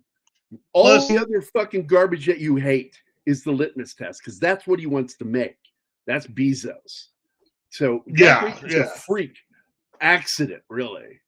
That they got that, it's part of the fucking purchase, So also the other difference is it's not a complete Amazon production. It's a Skydance production. Skydance Amazon. And also want to point out that it's also still got DEI. Yes. But I think that it's not so intrusive with the way they do it on Reacher. My problem with season 1 Reacher, the fucking big boss fight was just goofy as fuck. It's like all three got to fight each character got their big boss fight all in one place at one time. I was just like, whatever. And also come walking out of the flames was so over the top cliche. That was just like a visual cliche, and I just fucking hate that. Still enjoyed the show. Season 2, I liked it. Season 3, it's a little, like I said, it's plodding along like a slow ride. You know, it's just like Daredevil. Hardly any fights this season. Hey, Shield Wall.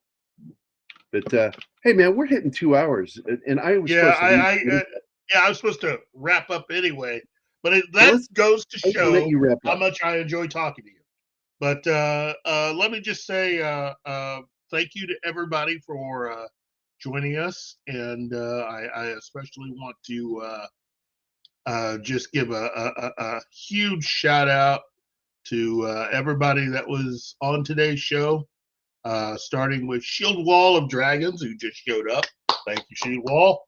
And of course, Mucky Jibas, Shanatsky, my brother James, Eastland Burkholder, Sentai Ranger Downey, Tom Baker, Paulie at Latino Slant.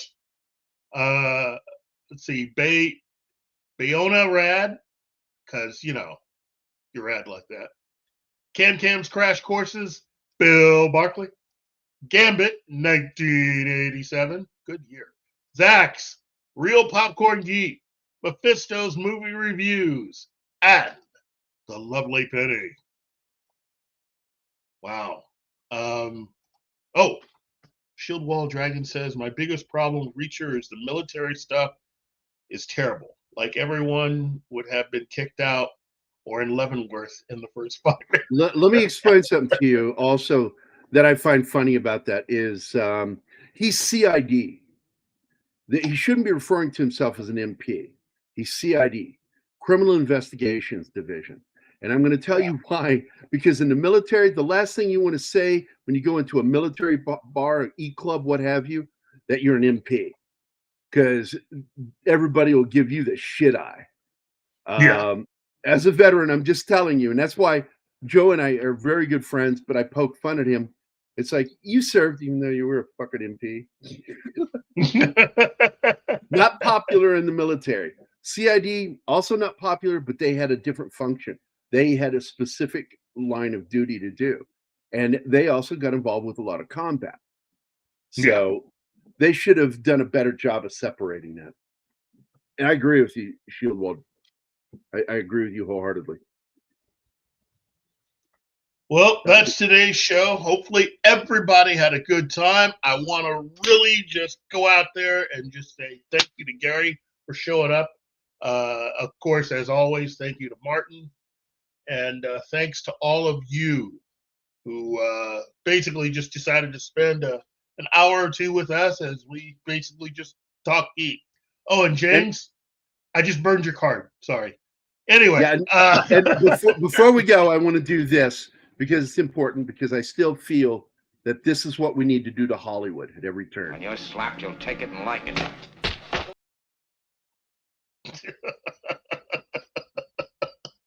That's exactly what we should be doing right now. Yeah, we need to pistol whip the shit out of Kevin Feige. Take him in an alley, pistol whip him like the mob used to do. Oh, man.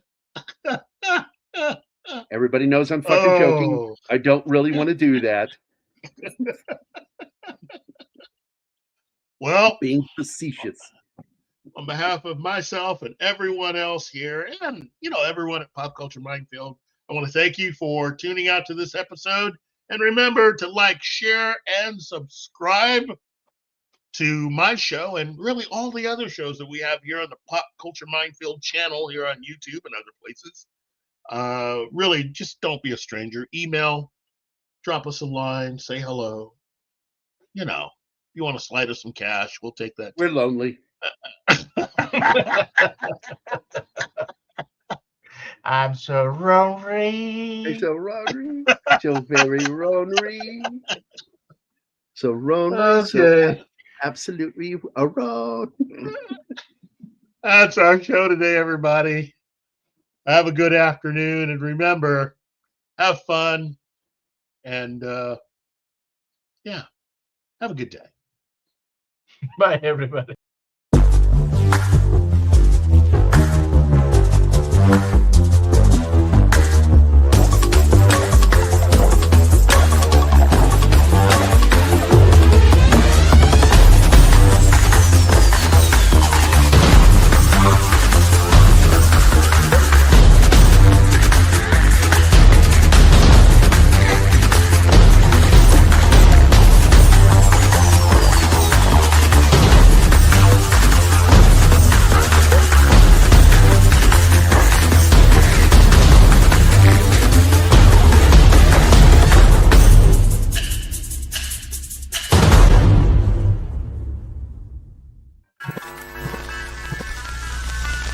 Y'all come back now. You hear?